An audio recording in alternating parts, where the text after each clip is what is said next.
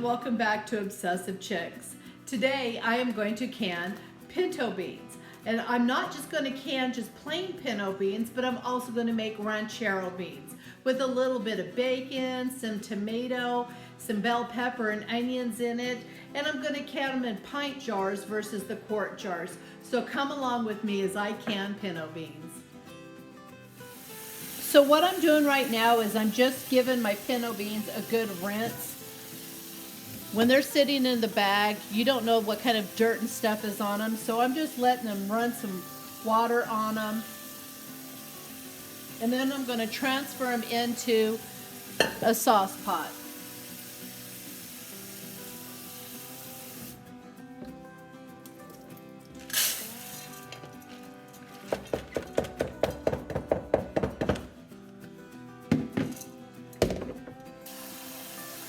I'm going to go ahead and fill up my pan with water. So I ended up having to add some more water to this one. That's fine. This one I'll probably end up having to add some more water to.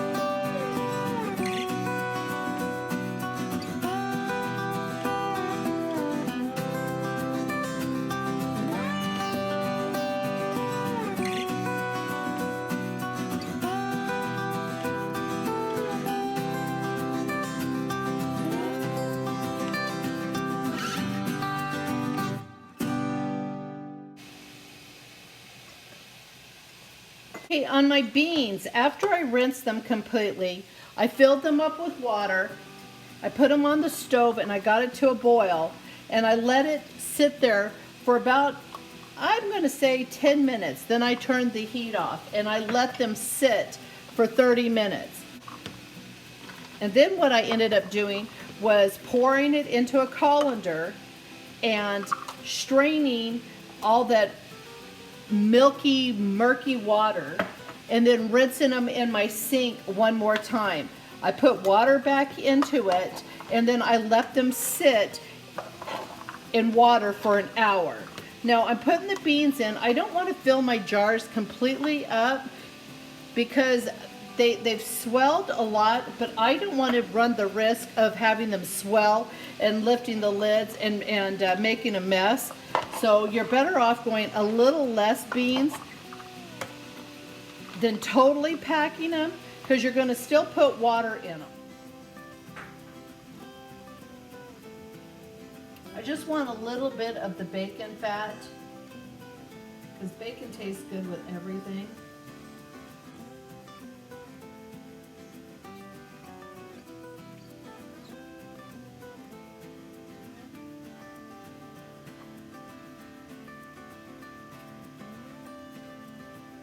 Okay, so we've got our bacon in. Now I'm going to do a half teaspoon of onion in each jar. Maybe I'm going to go back and do another half teaspoon. We'll see. You know, it's all personal flavors, what you want in it. You may not want onion in it when you're making yours. My son's girlfriend, she hates onions, so that would be one of the things that she would not put in hers. She's over here sitting at the table watching me film this, so I had to throw her under the bus. You know, you just put whatever you want in. So I'm going to go ahead and put, I have a little half teaspoon, so I'm going to go ahead and do it twice and put a teaspoon of onion in.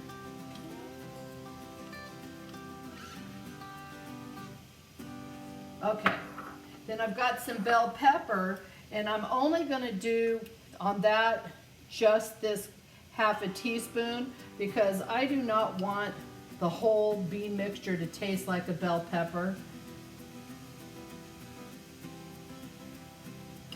And a little goes a long ways with that. I've got my water over here boiling because we're going to put the water over the top of our beans. And then I've got some jalapeno here, and I'm going to definitely put a half a teaspoon of that in my beans.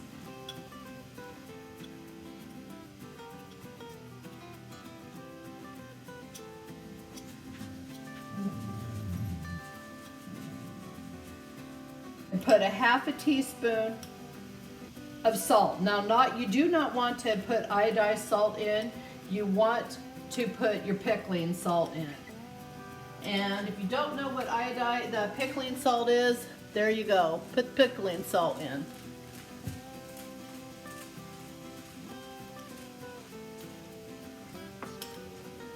And I'm going just a little shy of a half teaspoon on this because I put Lowry's garlic salt into everything. I love my Lowry's garlic salt.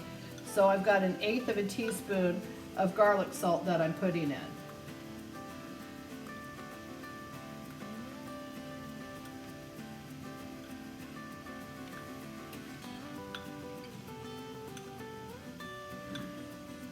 Alrighty.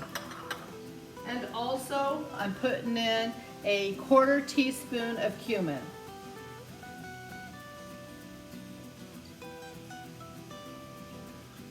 Probably more like 1/8 of a teaspoon.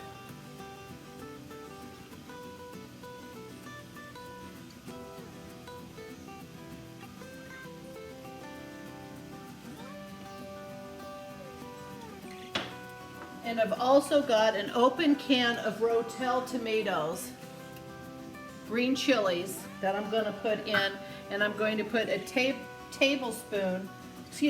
teaspoon of the Rotel in.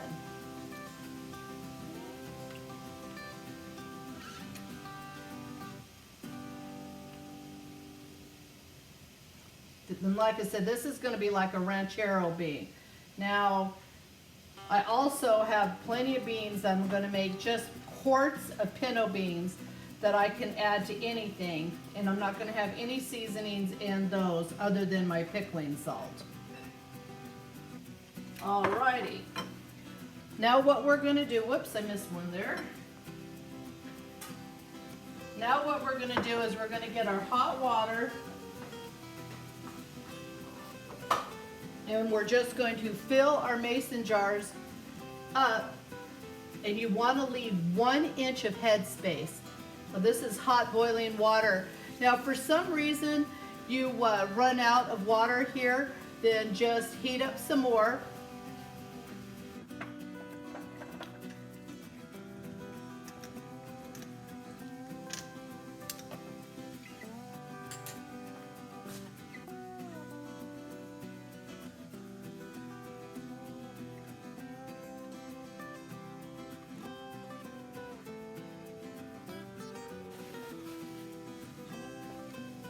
Okay, I also added a 1/4 teaspoon of taco seasoning to my beans.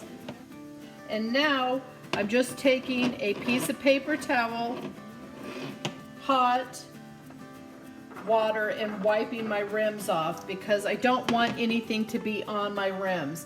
And you can see in my jars here, I have 1 inch head space, so that if my beans and the bubbling and whatever doesn't knock things out of the jar as it's boiling. Also, when you pressure cook, you don't want to do it boiling hot. You have to maintain your pressure, but you don't want to be over that because what will happen is it'll boil crazy until your lids will pop, and then your seasonings and your juices will get underneath your lids, and they won't seal correctly.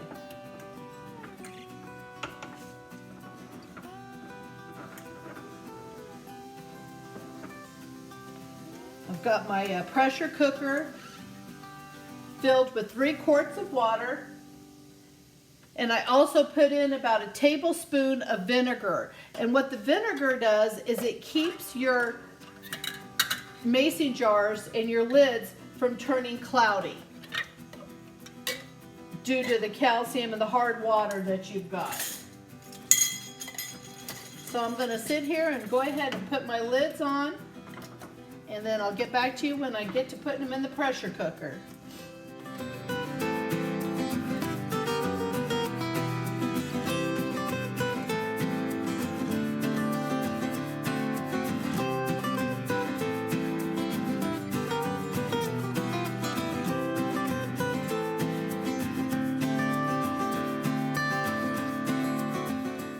All right, I have my pressure cooker loaded here.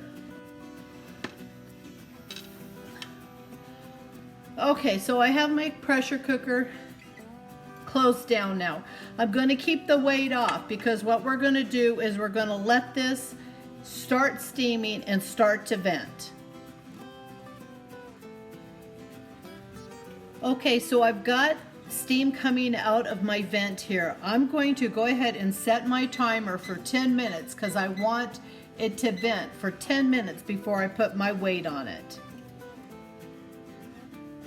And while I've got that going on, I'm going to go ahead and load up my 7 quarts of just pinto beans.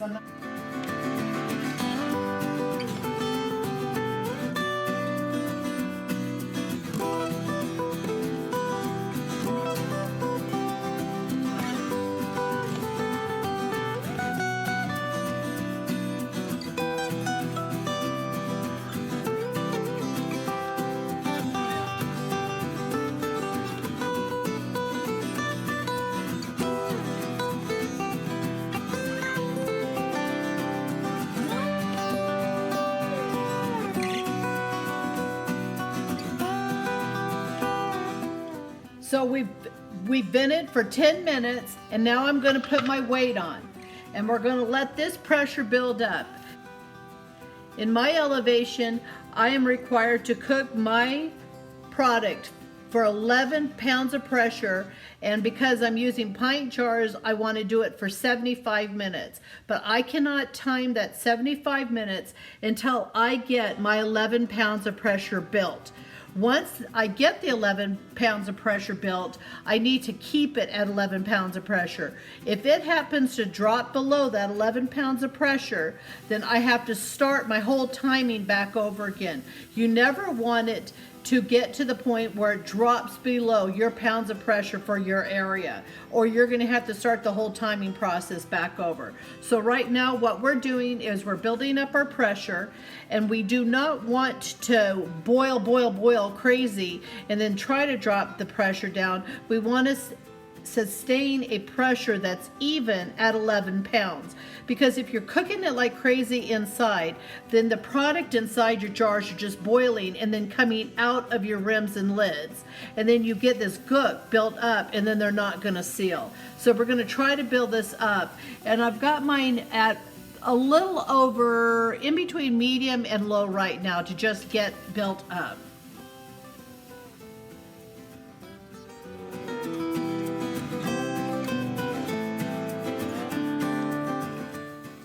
So we're at 11 pounds of pressure now. And so now this is where you have to kind of find that sweet spot on your stove. So you're not building pressure, you want to maintain the 11 pounds of pressure. And at this time, I'm going to go ahead and set my timer for 75 minutes. And that is for the pints. The pints you cook for 75 minutes. And you're just going to have to sit here and fiddle with it until you can maintain that 11 pounds of pressure. But if you go below it, you're going to have to start the whole timing process back over again. So maintain 11 pounds of pressure. So our 75 minutes are up. I just turned off my burner, and I'm going to just let it sit right where it's at. You do not want to take the weight off. Don't try to take the lid off. You can see by this that it's still pressurized. You're going to let it come down to room temperature, or at least where this goes down, before you take the lid off. And when you take the lid off, take it where it's going against you. Don't take it forward because you're going to get steam in the face. All right, so I have it. It's done venting. I've taken my weight off and my little things down. I don't even know what this is called. Anybody know what this is called? I don't. Anyways, it's down. And when you take off your lid, make sure to open it up against you. Because the last thing you want is this hot water or hot steam in your face. And my cans are completely done now. And so I'm going to take these out. You're going to let them sit and rest for 24 hours with the bands still on them. And within a couple hours, you should know if you've sealed enough, if it's sealed, or if they've popped. And if they've popped, just go ahead and put them in the refrigerator and use them for a different dinner.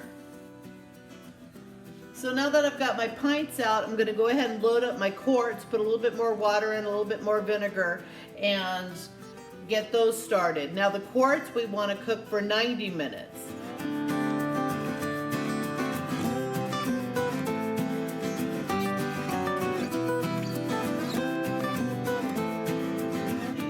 But I just did 7 quarts of pinto beans and 16 pints of ranchero, like a ranch style bean, 12 quarts of kidney beans, and 6.5 quarts of navy beans.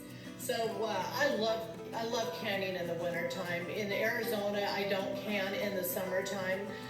It's just too dang hot. It heats up my house too much, and so in the wintertime is when I do a lot of my canning.